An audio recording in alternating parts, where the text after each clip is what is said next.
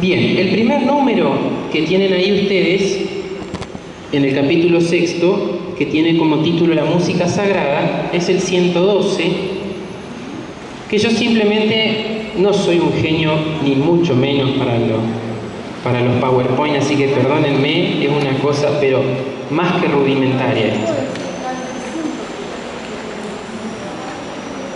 El número 112, yo me voy a manejar por los numeritos de la Constitución, no sé en qué página lo tienen anotado. Vieron que los documentos se enumeran, ¿no es cierto?, por número, no por página, porque a veces las páginas varían de libro a libro. Entonces, ustedes tienen, cuando comienza el párrafo, el número, calculo. 112.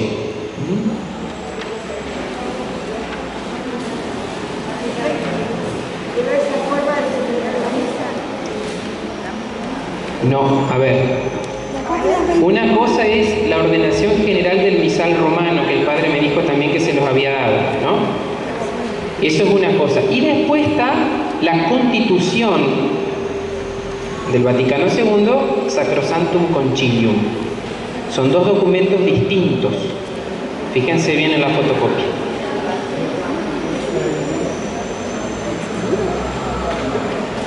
A ver. La página 21. Exactamente. En la página 21.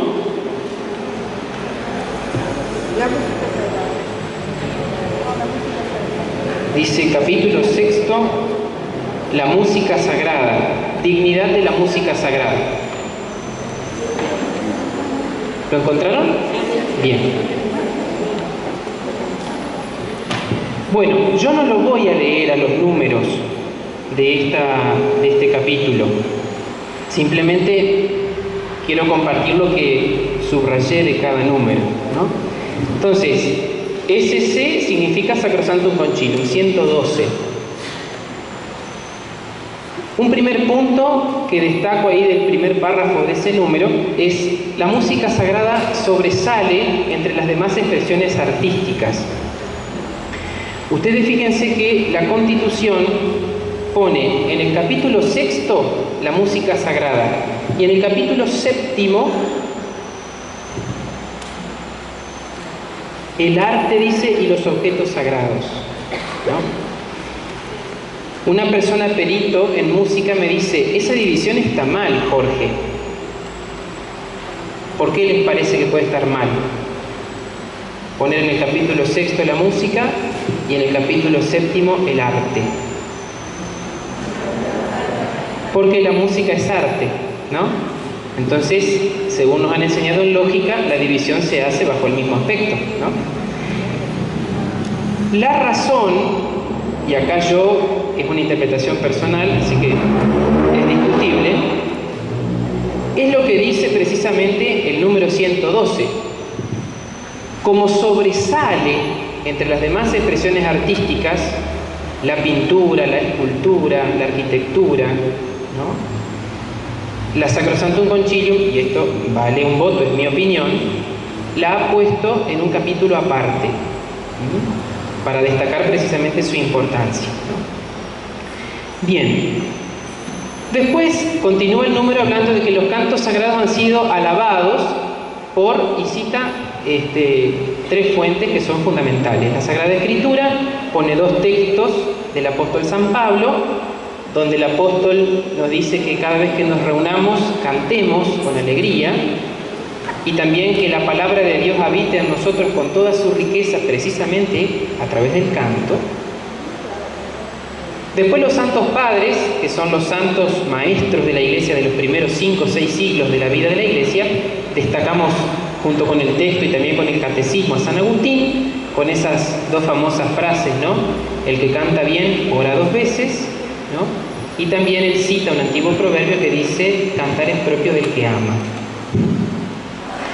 Y finalmente los papas, que los ha habido muchos que han hablado del tema, pero sobre todo citamos a San Pío X, que vivió a caballo, por así decirlo, ¿no es cierto?, del paso del siglo XIX al siglo XX, en lo musical litúrgico. ¿Por qué?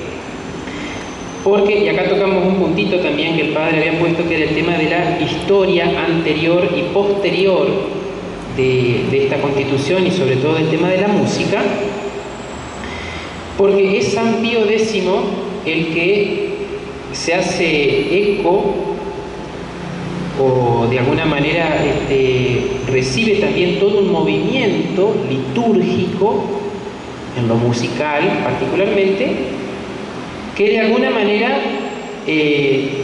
vuelve el canto litúrgico hacia su naturaleza propia, es decir, hacia lo que corresponde que sea.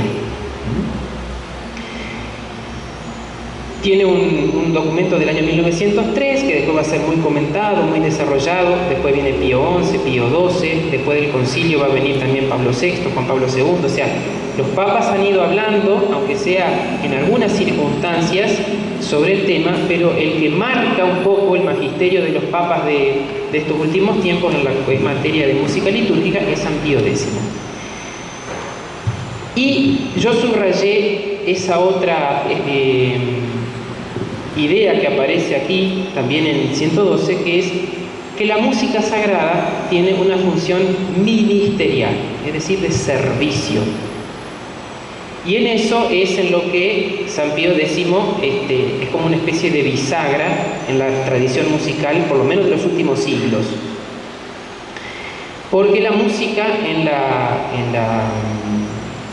la liturgia, de a poco, ¿no es cierto?, se fue transformando en algo en sí mismo, ¿no? Entonces, sobre todo en el siglo XIX, muchas composiciones prácticamente eran una ópera, ¿no? O una obra musical que tranquilamente vos podías ir a sentarte y a escucharla, pero que como que fue corriendo el riesgo, muchas veces imperceptible, ¿no?, de ir transformándose en algo como desencajado de lo otro, ¿no? Entonces el Papa fundamentalmente avala, impulsa a restaurar, en el buen sentido del término, a la música sagrada con esta función de servicio. Si no es algo desencajado, sino que, como decía el título de nuestra conferencia, es una parte integral. Y así debe entenderse y así debe vivirse también, ¿no? Bueno, ¿qué es la música sagrada? Por eso deberíamos empezar a la hora de hablar de algo, ¿no? Como yo les puse ahí, no se define explícitamente, ¿no? Hay otro documento que sale 3 años después, o 4 años después de la Sacrosanctum Concilium, que es una instrucción que se llama Musicam Sacram, acerca de la música sagrada o la música en la liturgia, que lo saca, por así decirlo, lo edita la congregación, en ese momento Sagrada Congregación de Ritos, que era la encargada de llevar adelante las disposiciones de la Constitución Sacrosanctum Concilium, ¿no? Entonces, ¿cómo va a definir este documento después del Concilio Vaticano a la música sagrada? Va a decir que música sagrada es aquella que... Decirle al padre que... bájame. Ahí está. Bueno, gracias. Dice que música sagrada es aquella que, creada para el culto divino, posee 2 cualidades, ¿no? Santidad y perfección de formas, ¿no? Entonces, música sagrada vamos a utilizarlo como sinónimo de música litúrgica o de música para el culto. Entonces, esas 3 cosas, ¿no? Si a ustedes les preguntan mañana, ¿qué es la música sacra? ¿O qué les dijo el cura que fue a hablar de la música sacra? ¿O qué es la música litúrgica? Esto tiene que decir. Es aquella que, creada, hecha para la celebración de la misa, del bautismo, de una exequia, del oficio divino, posee las cualidades de santidad y perfección de formas. Con lo primero, creada, no hace falta de, explicar demasiado, es cuando vos haces algo que no existía. Pero se nos complica por las otras 2 cositas, porque a veces no entendemos bien, ¿no? y les confieso que todos cuando empezamos a leer un poco decimos, ¿y qué quiere decir esto? ¿No es cierto? Bueno, santidad, ¿a qué se refiere? Se refiere, y lo dice ahí, por eso digo, no la define explícitamente la Constitución, pero sí indirectamente nos va diciendo algo. Dice ese mismo número 112, la música sacra será tanto más santa cuanto más estrechamente esté vinculada a la acción litúrgica. Es decir, cuando la música, o el canto y la música, porque hay que entender así, música sagrada es canto y música, las dos cosas, ¿no? Y, o sea,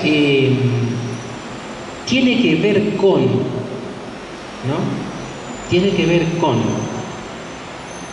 Por ejemplo, yo digo, vamos a cantar un canto de entrada y digo, vamos a cantar Iglesia Peregrina, o vamos a cantar juntos como hermanos, o vamos a cantar ahora en Adviento, despertemos, llega Cristo, ¿no? La santidad se lo da el que tiene que ver con. En cambio, si yo me pongo a cantar, yo tengo fe que todo cambiará, ¿no es cierto? Me puedo cantar La Samba de mi Esperanza o cualquier otra canción que no está creada para, le va a faltar eso de la santidad, ¿eh? No es porque sea una música con aureola, ¿no es cierto? Porque no es una persona la música. Pero en ese sentido, santo como sinónimo de litúrgico, ¿no? Que tiene que ver con la acción que se está celebrando. Y después está el otro gran tema, que es un gran signo de pregunta, que es el tema de la perfección de formas.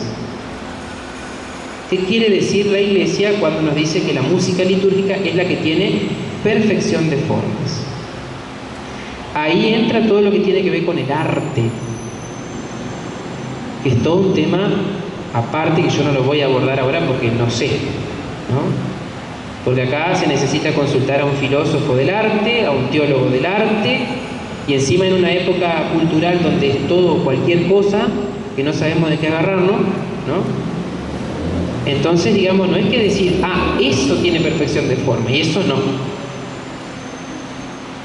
Quizá eso lo podíamos decir hace 100 años, pero hoy, culturalmente, es todo un tema, ¿no? Por eso, yo no me voy a meter ahí. Pero la cuestión es que en algún momento alguien lo tiene que abordar, ¿no? No es una cuestión tan fácil, porque fíjense, el último documento sobre la música en la liturgia, o sea, documento que vos decís, esto lo hizo la Iglesia y no es la opinión del Padre Jorge o de aquel cantante o de aquel director de coro o qué sé yo, sino que tiene la firma de la congregación del culto, o sea, del Santo Padre en el fondo, es de 1967. O sea, 4 años después que se promulga la Sacrosantum Concilium.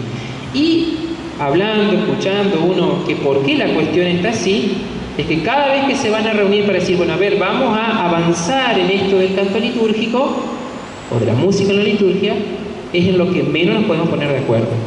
Pero no solamente en Paraná, sino parece que en la Iglesia entera, ¿no?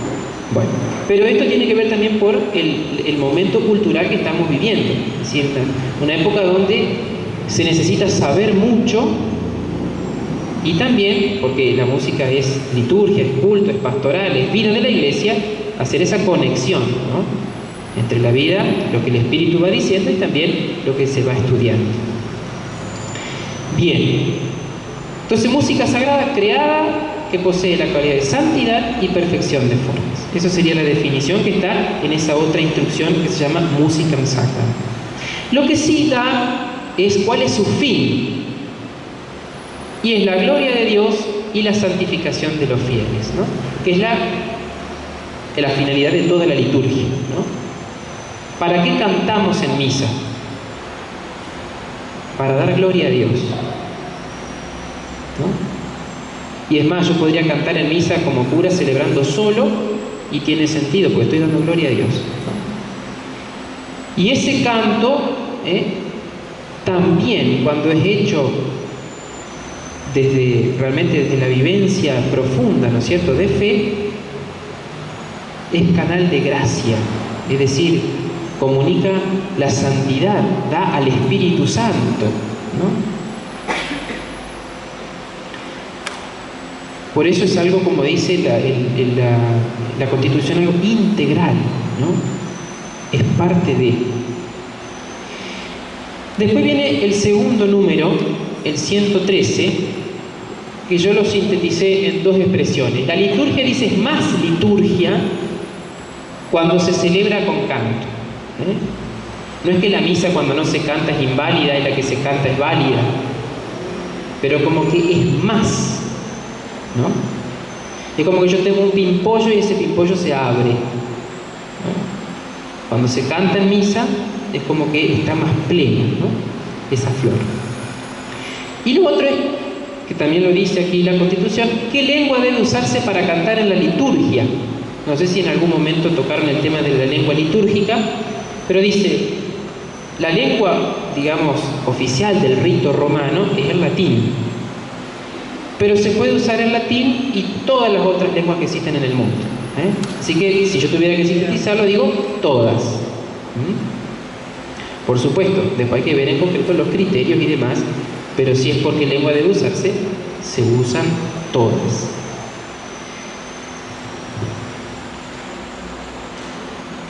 Tareas que da el concilio en esta Constitución.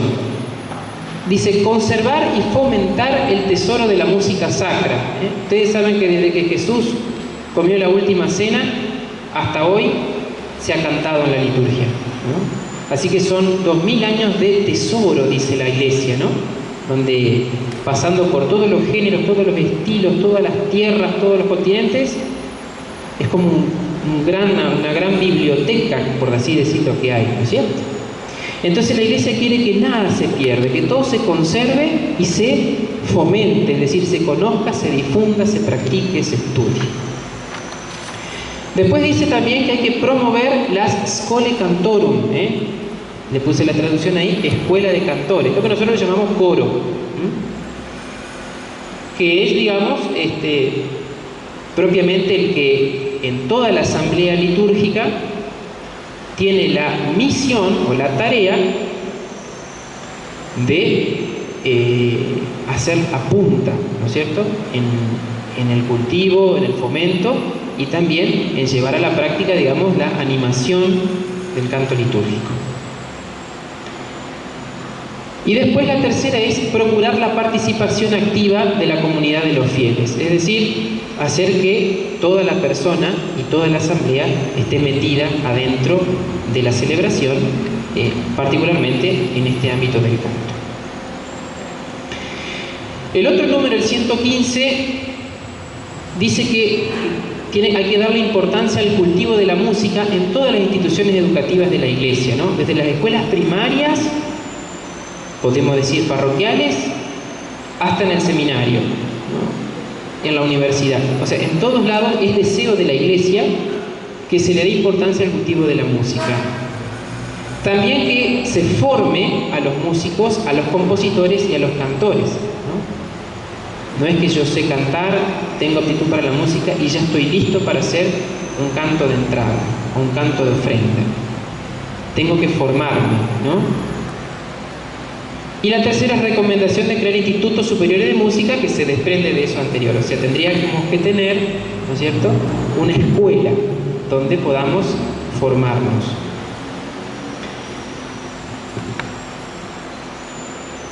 Bueno, después ahí el 116 dice que el canto gregoriano es el canto propio de la liturgia romana, es decir, como que vieron que nosotros en el país tenemos el himno nacional, ¿no?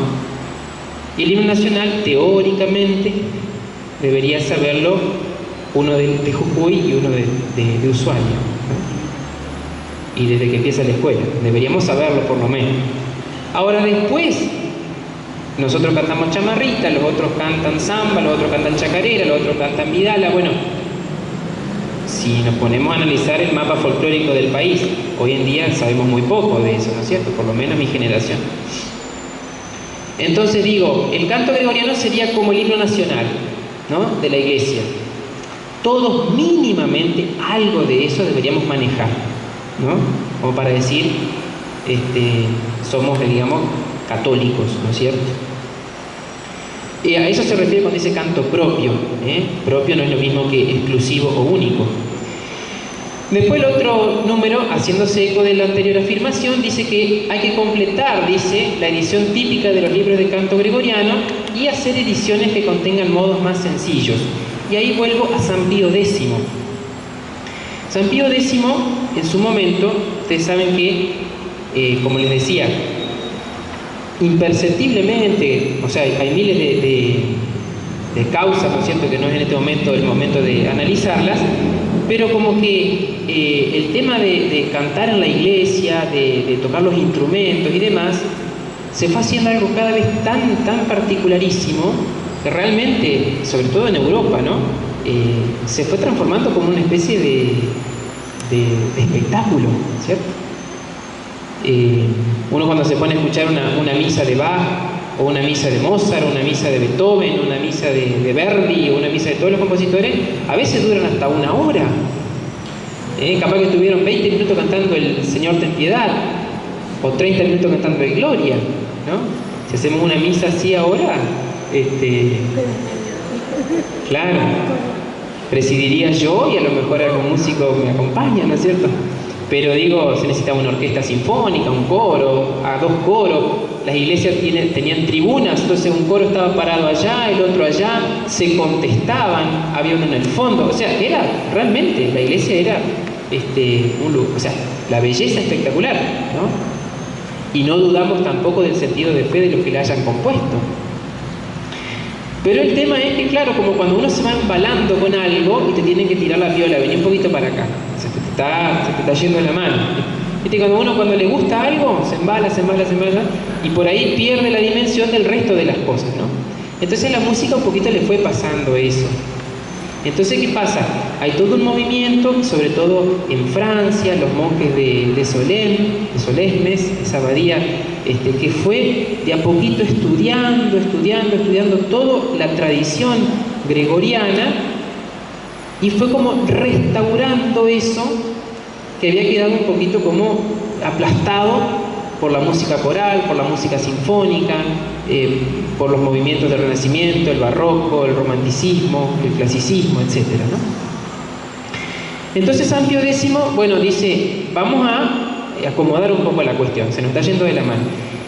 Cuando llega el concilio, eso estaba como en efervescencia, estaba haciéndose. Entonces el concilio lo que hace, dice, bueno, terminen ese trabajo, ¿no? Y teniendo en cuenta las nuevas directivas, ¿no? De ahí, ¿qué salió? Salió esto que se llama Graduale Romanum, ¿no? ¿Qué es el Gradual Romano?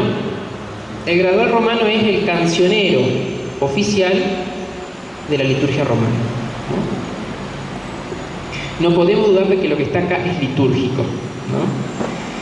Y como esto que está escrito acá lo pueden cantar bien las benedictinas, los benedictinos, los cistercienses, o sea, los que se dedican o alguien que se dedique a cantar bien gregoriano, dijeron, bueno, vamos a hacer uno más simple, con modos más sencillos.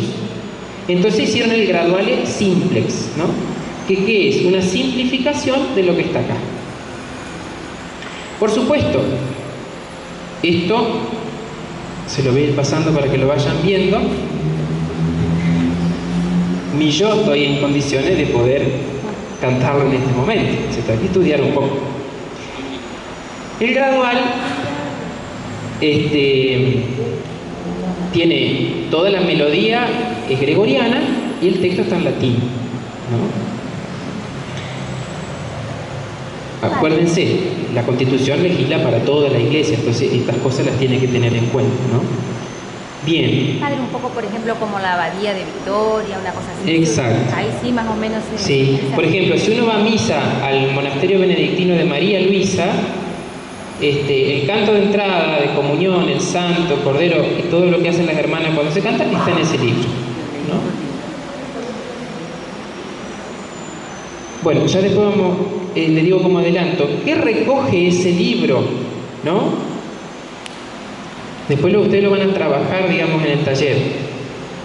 En el taller yo les voy a dar varios formularios del misal que tienen las oraciones que el sacerdote hace, ¿no es cierto? La oración colecta, la oración sobre las ofrendas, la oración después de la comunión. Y van a encontrar también en una letra un poquito más chiquita, al principio algo dice antífona de entrada y después dice antífona de comunión. Estas, que son versículos de salmos, mayoritariamente, la melodía de esto litúrgica está en ese libro que se llama Gradual, ¿no?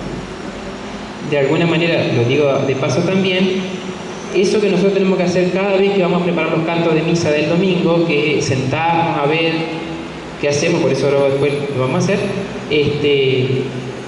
el canto oral te lo simplifica, porque ya te tiene elegida todas las canciones, ¿no? Bueno, eso es lo que tiene un libro litúrgico, ¿no es cierto? Que después vamos a decir algo del tema también. Bueno, el 118 dice, foméntese con empeño el canto, es decir, que es una tarea que tenemos como, digamos, obligación prácticamente, sobre todo los que moderan la celebración, que somos nosotros. La otra dice, aparece en la Sacrosanctum Concilium 119, aparece la cuestión de la liturgia y la inculturación. Es decir, cómo también afecta al canto la cuestión de el dinamismo de la encarnación, es decir, que justo nos estamos preparando ahora para el misterio de la Navidad, el Señor que se hace carne y asume la humanidad con toda su cultura también, la asume, la sana y la eleva. Bueno, eso también tiene que hacer la música, es una tarea. La Sacrosanctum 820 habla de los instrumentos musicales. Habla del órgano, ¿no? Como el instrumento también no lo llama propio de la liturgia romana, pero sí dice que hay que tenerlo en gran estima como instrumento musical tradicional cuyo sonido puede añadir un esplendor admirable a las ceremonias de la Iglesia, levantando poderosamente las almas hacia Dios y hacia las realidades celestiales, ¿no? Y después de los demás instrumentos, ¿no? Que es como la lengua, ¿no? Bueno, un poquito más complicado que la lengua. Pues yo decía que todas las lenguas pueden entrar en la liturgia, ¿no? Porque si yo me voy a Polonia, voy a cantar en polaco, acá canto en castellano, también puedo cantar en latín en Polonia y en Argentina también, ¿no? Pero con el tema de los instrumentos es una cuestión que también hay que ponerse a estudiar, porque no es tan fácil, ¿no? Dice ahí el segundo párrafo del número 120, que en el culto divino pueden ser admitidos otros instrumentos, de acuerdo, bueno, siempre que sean aptos o puedan adaptarse al uso sagrado, convengan a la dignidad del templo y fomenten realmente la edificación de los fieles. No dice más. Así que es todo un tema también. Bueno, lo puntualicé en tres cosas, ¿no? Llamado, o sea, está llamado, digamos, sobre todo el área de los músicos, a cultivar el tesoro de la música sacra y aumentar su repertorio.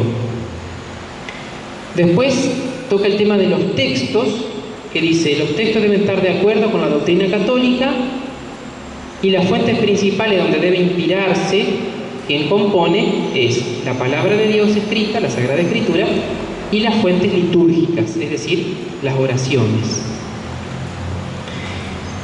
Bueno, hasta ahí la Sacrosanctum Concilium, ¿no?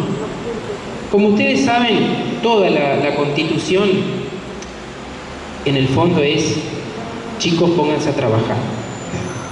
Es decir, hagan esto, revisen aquello, tengan en cuenta esto, pero como diciendo, bueno, después empiecen a trabajar, digamos, ¿no? Por eso y el concilio en sí es un punto de llegada y un punto de partida, ¿no? Como el año de la fe. Lo concluimos, pero para empezar, atravesamos la puerta, dejamos para atrás algo para seguir caminando. Bien, entonces la Iglesia en estos 50 años ha trabajado, y mucho, y vamos a ir ahora a uno de los frutos de ese trabajo, que es la ordenación general del misal romano. Que yo les hice un trabajito, que fue la fotocopia que le entregaron hoy las chicas, que tiene como título Notas preliminares. Porque la idea que tenemos, si Dios quiere, algún día en la diócesis, es tener un cantoral litúrgico arquidiocesano, como el graduale que yo les ando dando vueltas por ahí. No lo vamos a hacer en latín y gregoriano, pero digamos, tener un cantoral común para todos. Entonces,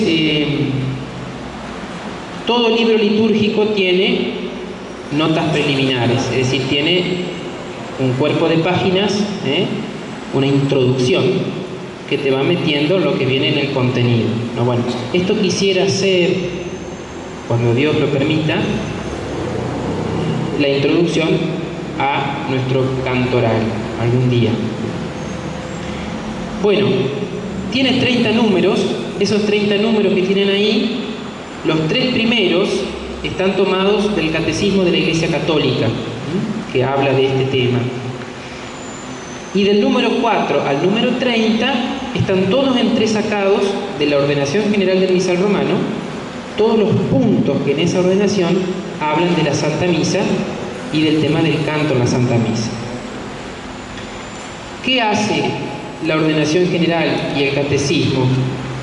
Sistematizan la enseñanza del concilio, ¿no es cierto? La organizan y en muchos casos también la desarrollan y la actualizan. Los 3 primeros números que están tomados del catecismo prácticamente hacen una síntesis del capítulo 6 que acabamos de desmenuzar y de esta otra instrucción, Musicam Sacram, que yo les había dicho, con otros documentos más. Después me interesaría desarrollar la cuestión de los números, acá detenerme un poquito, porque acá hay cuestiones prácticas, ¿no? Que me parece que por ahí algunos las saben, otros no. Hasta acá, ¿alguna pregunta, algún comentario? ¿Alguna cosa que por ahí no me hayan entendido?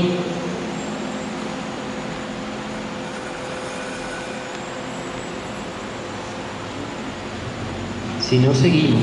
Sí. Padre, no se puede, o sea... A ver, para.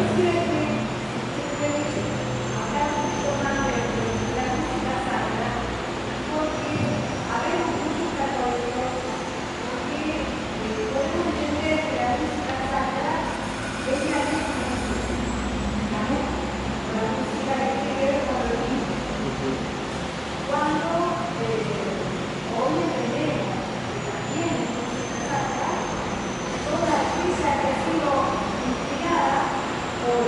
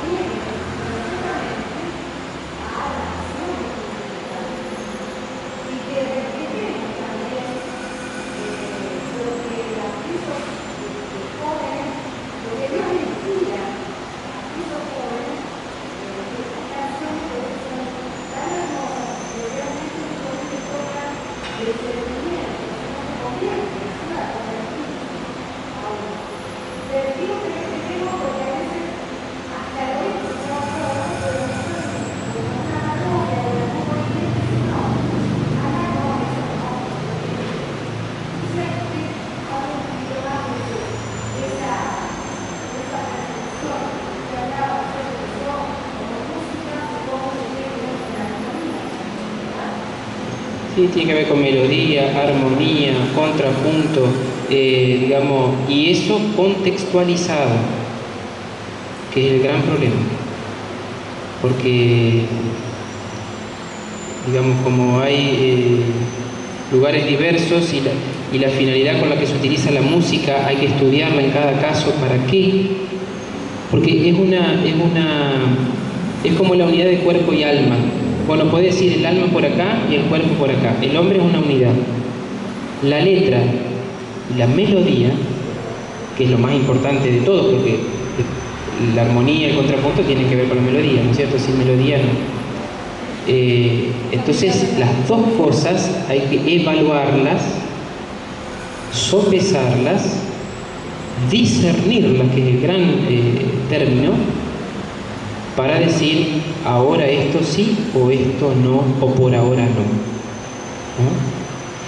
En ese sentido, váyanse al número 30 de esas notas preliminares que yo les dejé, que habla del tema textos, melodías, formas e instrumentos musicales para el culto divino. Esto siempre es de la ordenación general del misal romano. Y dice así: considerando el lugar eminente que el canto ocupa en la celebración como parte necesaria o integral de la liturgia, ahí está citando a Sacrosanctum Concilium, compete a las conferencias episcopales aprobar las melodías apropiadas, especialmente para los textos del ordinario de la misa, las respuestas y aclamaciones del pueblo y para los ritos particulares durante el año litúrgico. Asimismo, les compete, ¿no es cierto?, a las conferencias episcopales, juzgar si ciertas formas musicales, melodías e instrumentos musicales pueden ser admitidos en el culto divino siempre que sean realmente aptos o puedan adaptarse al uso sagrado. Es decir, eso que usted decía recién tiene que ver con el llamado a cultivar el tesoro y aumentar su repertorio. Ahora, ¿cómo hacer que una cosa que surge, que nace, tome carta de ciudadanía en la liturgia? Eso le compete a la conferencia episcopal. Entonces, deducción práctica: si uno hiciera las cosas como corresponde, ni siquiera yo, sacerdote, tengo la autoridad de decir esto puede ir, esto no puede ir. Vos me componés una canción o yo compongo una canción y tengo que hacerlo llegar hasta la conferencia para que allí el cuerpo de peritos lo pueda, digamos, aprobar, ¿cierto? No se hace. En ese sentido, quiero compartir con ustedes una gran, no sé si decir alegría o una esperanza pateada para adelante. En nuestro país, y haciendo pie en eso,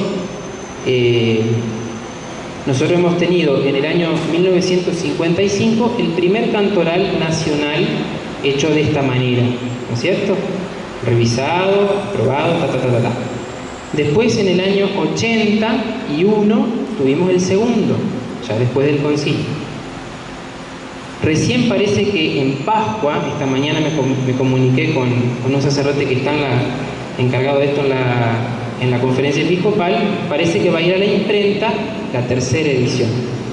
Fíjense qué difícil que es todo, porque digo, recién la tercera, cumplió 50 años el concilio, y ha pasado agua bajo el puente un montón.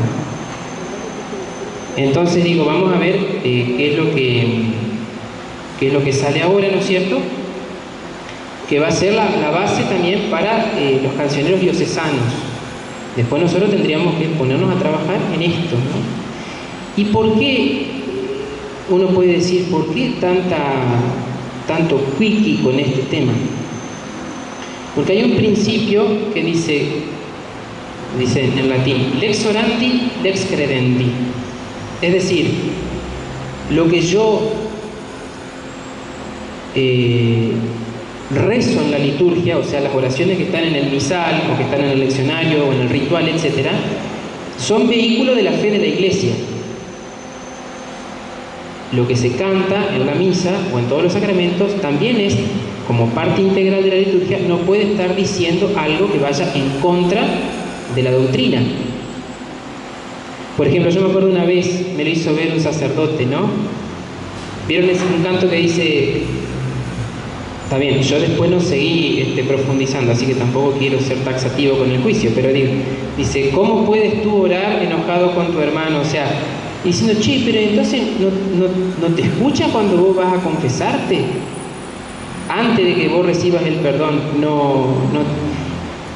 Entonces, ese y otro ejemplo más me dice, acá habría que modificar un poquito la letra porque, digamos, es bastante errada teológicamente. Bueno, y así con ese podemos buscar un montón de otros cantos que, o sea, ese es el tema. Yo puedo estar inspirado, pero como en todo, el don del discernimiento, en la vida espiritual y en toda la vida de la Iglesia, no la tiene cualquiera. El carisma del discernimiento, y sobre todo cuando tiene que ver con las cosas comunes y nada más común, y con la identidad, nada más que la liturgia, lo tiene el ministerio ordenado, ¿no? Más allá de que yo sea flaco, gordo, feo, sepa hablar o no, pero esa es mi tarea, o la tarea del pastor, ¿no? Entonces, lo que tiene que ver con la liturgia sí o sí tiene que pasar por esa zaranda, ¿no? Sobre todo el tema de la letra.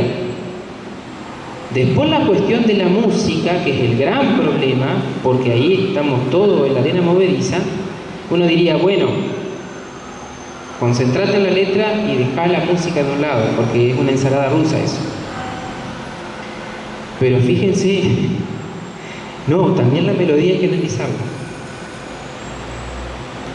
Y bueno, eso es más estudio, ¿no? Por lo menos de parte de los curas, digamos, que somos los responsables, o de tener un equipo de peritos, digamos, ¿no? Pero o sea, todo puede ser si está bien hecho. Y lamentablemente nosotros, yo creo que no debe ser un problema solamente nuestro, sino que debe ser en el mundo entero. No somos muy, en el buen sentido, disciplinados en esta cuestión, como en tantas otras. Y bueno, Dios es bueno y misericordioso, ¿no es cierto? Escribe derecho en renglones torcidos. Pero bueno, si queremos hacer las cosas como corresponde, hay que hacerlo así, ¿no? Mañana a vos se te ocurrió, qué sé yo, un canto de Navidad. Perfecto, tráemelo. Y yo tendré que hacerlo, digamos, analizar y después te doy la devolución. Si está aprobado, como se dice ahora, lo socializamos, es decir, lo comunicamos a todas las comunidades para que lo aprendan y lo canten. Y si no, te tendré que explicar por qué, ¿no? O te pediré que lo modifiques, o que veas, etc. Pero para esto hay que saber. Hay que saber música, hay que saber teología y también hay que ser un hombre de profunda oración, ¿no?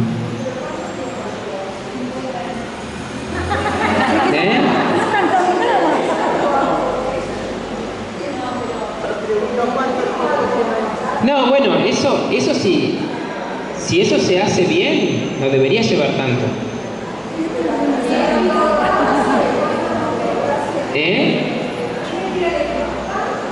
Y por lo que dice acá, ni siquiera el obispo lo puede hacer. Estaría más fácil que lo podamos hacer acá en Paraná. Me lo encarga a mí y bueno, yo buscaré a alguien que me ayude. O si no, si yo empiezo a hinchar tanto la guinda en Buenos Aires, me van a llamar, vení a trabajar con nosotros y bueno. Es todo cuestión de laburo, hablando mal y pronto. O sea, a veces nosotros por hacer las cosas más fáciles o agarrar los atajos, voy a decir, bueno, hacer la más corta, pero hay cosas en las que no se puede. No se debe, porque es mucho lo que está en juego, ¿no?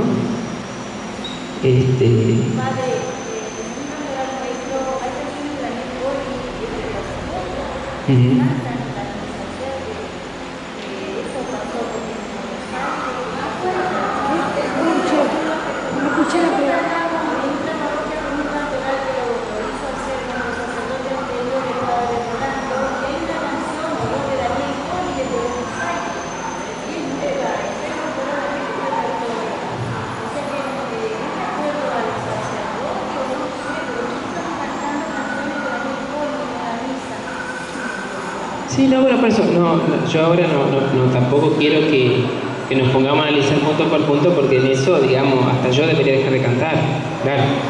Pero el tema es el siguiente, o sea, yo, ya que estamos estudiando, bueno, quiero compartirles lo que, digamos, lo que las cosas deben ser, ¿no? Lo cual indica también que estamos un poco lejos a veces de hacer las cosas como pide el concilio, ¿no? Padre, sí. Y si no tenemos, supóngase un grupo, en una misa no hay nadie que cante, no está permitido grabar, digamos, música que esté bien cantada, todo grabada, poner, no se puede. Claro, ese es un tema, muy buena su pregunta.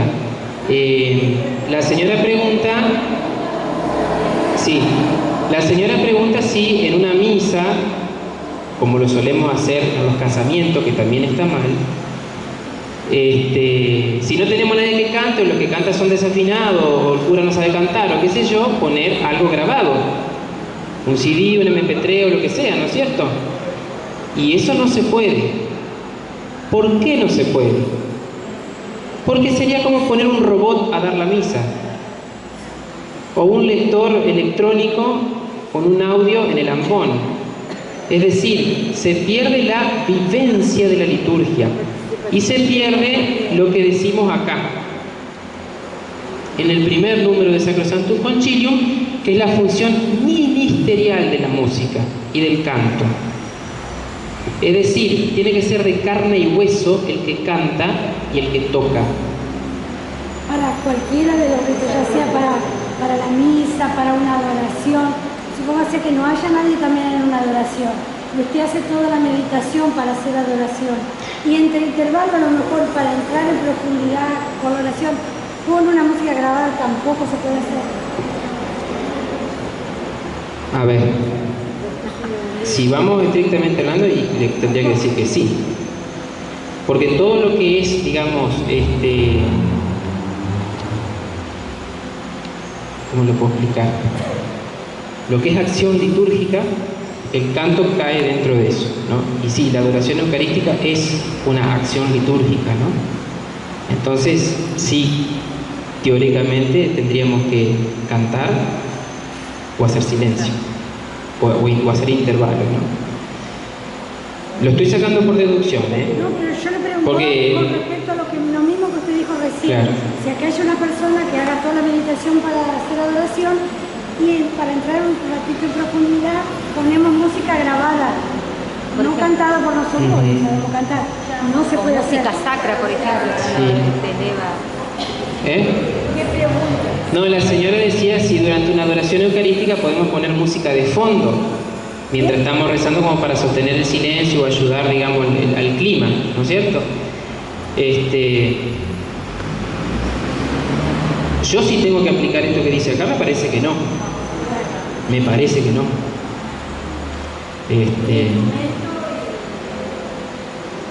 Por eso, pero, a ver, yo quiero que entendamos el principio, ¿no? Que eso después nos tiene que iluminar en todo lo demás, ¿no?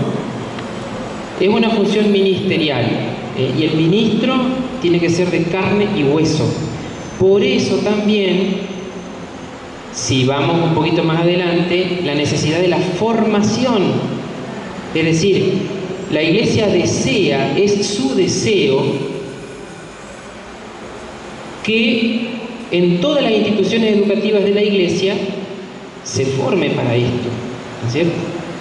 Hoy tenemos que mendigar a alguien que toque la guitarra, o a alguien que cante, pero ahí hay un problema previo, que es la cuestión de la fe, ¿no? Porque esa es otra, y ahí toco otro tema. Tampoco estaría bien que yo contrate un grupo de gente que me toque y me cante espectacular, pero que ni ahí por lo que se está haciendo en la iglesia. Y yo puedo tener que ese fue un gran riesgo que sucedió, por eso desde San Pío X en adelante dijeron, no, chicos, volvamos un poquito a lo que corresponde. Si no tenemos a nadie, no tenemos a nadie, punto. Pero sí tenemos que sea genuino, ¿no? Entonces, por ejemplo, se contrataban, digamos, que lamentablemente en muchos casos se sigue haciendo. Bueno, vamos a hablar de lo que tiene que ser y después cada uno tendrá que rendir cuenta a Dios de si obedece o no obedece al Señor, ¿no? En esto y en todo. Pero entonces, claro, o sea, yo puedo contratar un cuarteto de cuerda, un coro de cámara, puedo contratar también un buen organista, qué sé yo, qué sé cuánto. Espectacular la música. Pero los vagos terminaban el canto de entrada o terminaba el evangelio y se iban a fumar, ¿viste? Al coso, o se ponían a mandar mensajitos, o capaz que son judíos, ¿viste? Y están cantando la liturgia católica, o así. ¿Pero qué tiene que ver esto? La ministerialidad, ¿dónde quedó? El canto y la música son parte integral de la liturgia. No son un adorno, no son un relleno, no es un entretenimiento, ¿no? Fíjense cómo uno va hilando finito y va sacando varias conclusiones, ¿no? Entonces, por eso, digamos, ya que preguntó eso, yo, digamos, aproveché porque me acuerdo de eso también, ¿no? Bien, ¿alguna otra pregunta?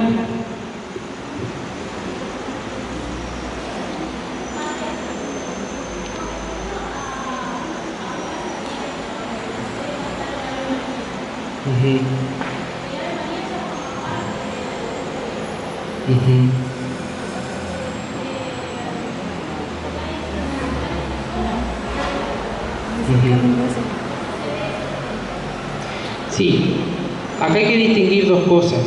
La persona que, vamos a hablar de un plano ideal, ¿no es cierto? Acá estamos en la teoría, que debe iluminar la práctica, ¿no es cierto? Bueno, no tiene que haber oposiciones que yo le pague a alguien que cante o que toque, ¿no? Porque ¿cuál es el gran problema? Si yo acá, por ejemplo, quiero poner un instituto de música sacra en la diócesis, o quiero poner buenos profesionales de la música, etcétera, etcétera, yo en teoría también debería pagarle para que estudie. Porque a veces nosotros con la buena voluntad agarramos y decimos, bueno, toca más o menos la guitarra y rasca y que sí. Pero no es así tampoco. Pobrecita, la liturgia es la niña pobre de todo, ¿no? Y los principales culpables somos los curas por amarrete. Y claro, porque ustedes pueden tener ganas de ir a decir, ¿y por qué el padre le paga a aquel para que estudie, para que... Y sí, pues usted no puede ni agarrar la plata de la bolsita y pagarle, tengo que hacerlo yo. Yo soy el que tiene que estar convencido. Por eso, el primer problema de todo, como siempre en la iglesia, somos los curas. Claro. Bueno, supuesto eso, después seguimos rezando para la conversión. Pero el tema es que, bueno, uno tranquilamente, digamos, si se dan todas las condiciones, no está mal que uno le pague a alguien. Ahora, el tema es que también la liturgia del sacramento tiene su orden, ¿no? Entonces, por ahí nosotros estábamos acostumbrados, eso desde la época de hace muchos años, ¿no es cierto?, de cantar el Ave María, por ejemplo, en el momento de los anillos, o en algún momento en el medio de la celebración. Tiene un lugar que ahora el nuevo ritual del matrimonio, que salió hace 2 o 3 años, lo ubica antes de la despedida, ¿no es cierto? Tiene un lugar, lo puede cantar, digamos, se puede cantar dentro de la... No sé si yo respondo a tu pregunta o no.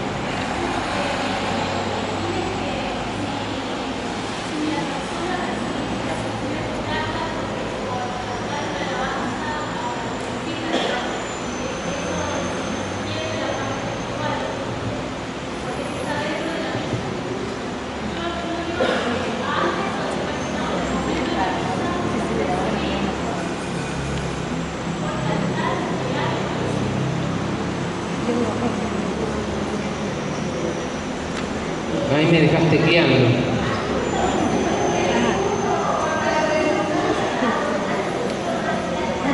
Sí.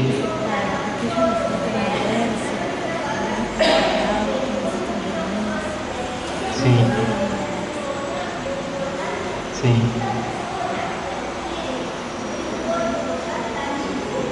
¿Y sí?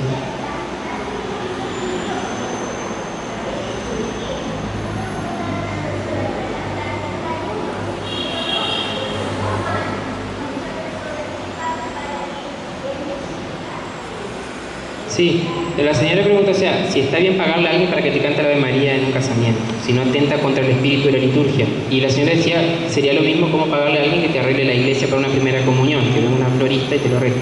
El tema es que el desafío está, ¿no es cierto?, del sacerdote o también de la persona que pide en, vení, sentate, yo te voy a explicar qué es lo que vamos a hacer. Esto no es un espectáculo, esto no es un show, esto ta. O sea, mínimamente con 3 palabras bien dichas, explicarle lo que estamos nosotros en este momento masticando, ¿no? Hasta puede ser la puerta de la conversión de esa persona, qué sé yo, ¿viste? Porque por ahí, o sea, no estaría mal, ¿no? Pero el tema es que hay que, por eso, para mí la clave es trabajo. O sea, el concilio da trabajo. Pasa que nosotros por ahí la queremos hacer fácil, ¿viste? Entonces digo, conociendo a qué estamos jugando, por así decirlo, bueno, hacer bien el juego, digamos, ¿no es cierto? Y por ahí el problema nuestro me parece que no en todos los casos, pero en muchos casos, por ahí, claro, se termina transformando en shows, ¿no es cierto?, las cuestiones, y no corresponde, ¿no? Pero bueno, eso porque también la gente ignora, ¿no? Y bueno, tampoco podemos echarle toda la culpa a la gente si nosotros... Sí.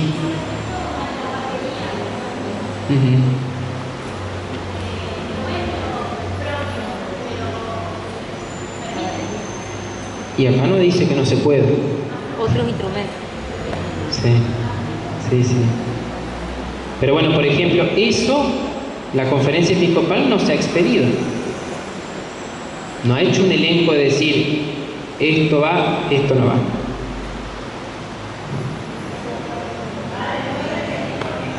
No, ella preguntaba si la batería puede entrar en misa o no. Acá no dice nada. Dice otro instrumento. ¿No? El que calla otorga, como decimos nosotros siempre.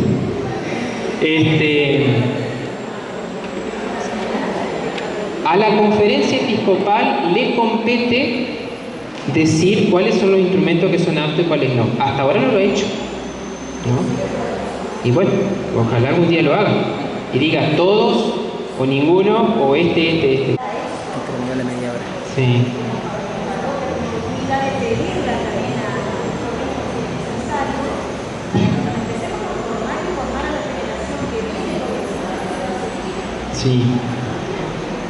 Sí, padre, sí.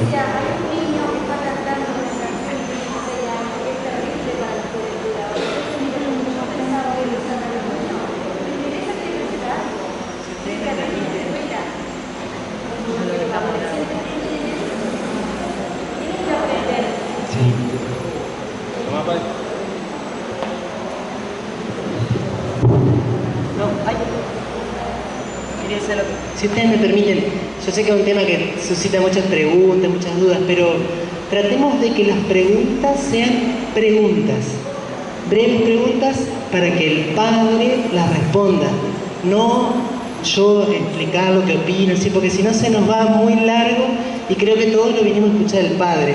Perdonen que sea un poco así, bruto para decir las cosas, pero creo que es la realidad. El Padre preparó la charla, entonces si alguien tiene una duda, exprese esa duda en 15 segundos y lo escuchamos al Padre.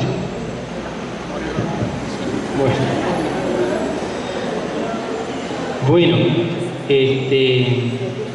sí, por eso digo, o sea,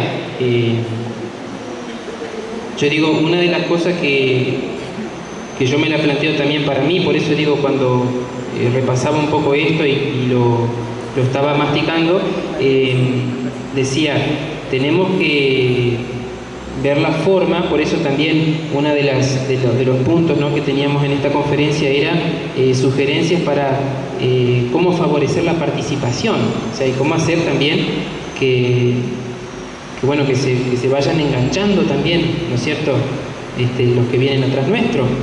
Y bueno, y el tema de por ahí a lo mejor tendríamos que tomarnos el trabajito de ensayar los cantos con la gente, ¿viste? Tomarlo como una especie de cuestión que lo hacemos así, ¿viste? Entonces se reunió toda la comunidad, a lo mejor cantaste el canto de entrada, o se reunieran y bueno, y batallar, digamos, con el tema de a lo mejor el estribillo y la primera estrofa de un canto y hacerlo, leer la letra, analizar qué es lo que dice, cantarlo y bueno, ir haciéndolo así, digamos, ¿no es cierto? Tomándonos el trabajo de enseñar los cantos. Otro gran ausente de la catequesis es el canto también, ¿no es cierto? Quizá muchos de ustedes cuando fueron al catecismo de las 99 preguntas y la catequista les enseñó a cantar 4 o 5 cantos que se los acuerdan hasta el día de hoy. El problema nuestro, de mi generación, y ni hablar de los que estamos nosotros educando ahora, es que no les enseñamos a cantar. Entonces vamos a misa, ¿y qué pasa? Los que están en el Ministerio de Música, con suerte, si son buenos y la parroquia los tiene, cantan, y los otros no saben nada, ¿no? Y bueno, eso es en gran parte responsabilidad, bueno, del párroco, de los catequistas, o sea, los catequistas no saben los cantos, ¿no? Entonces, no todo, las generalizaciones no son buenas, pero digo, por ejemplo, ¿por qué vos cantás un alabado sea el Santísimo y todo el mundo lo canta? Y vos decís, hoy ese canto, siempre el mismo, re aburrido, pero bueno, es el que tenés. Todo el mundo abre la boca y sabe el alabado sea el Santísimo. Y hay cantos que desde el concilio en adelante, inspirados en la Sagrada Escritura, en la mejor teología de los padres de la Iglesia, en siguiendo todo lo que dice la Sacrosantum Concilio, están en el baúl. ¿Y por qué no los enseñamos? ¿No? Entonces, por eso digo, el concilio da trabajo, es decir, y bueno, dependerá del cura, en primer lugar, y bueno, y también de nosotros de interiorizarnos miren, gracias a Dios en estos últimos 10 años, la producción musical litúrgica es muy, muy grande, ¿no?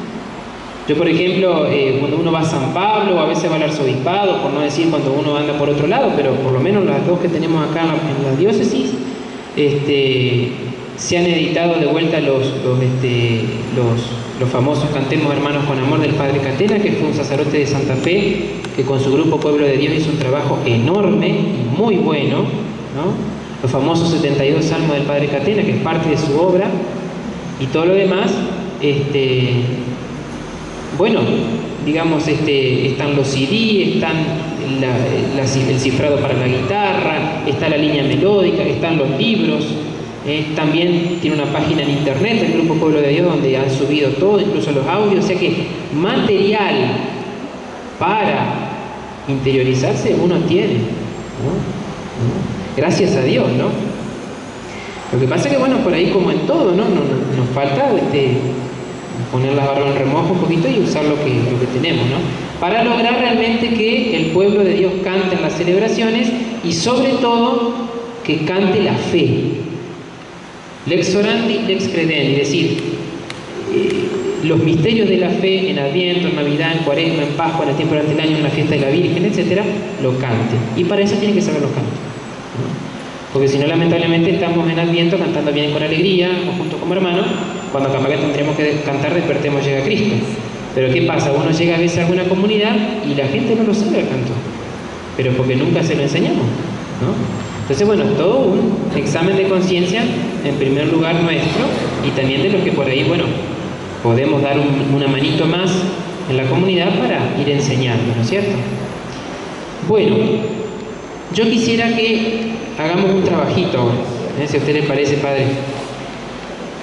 El padre acá me pedía que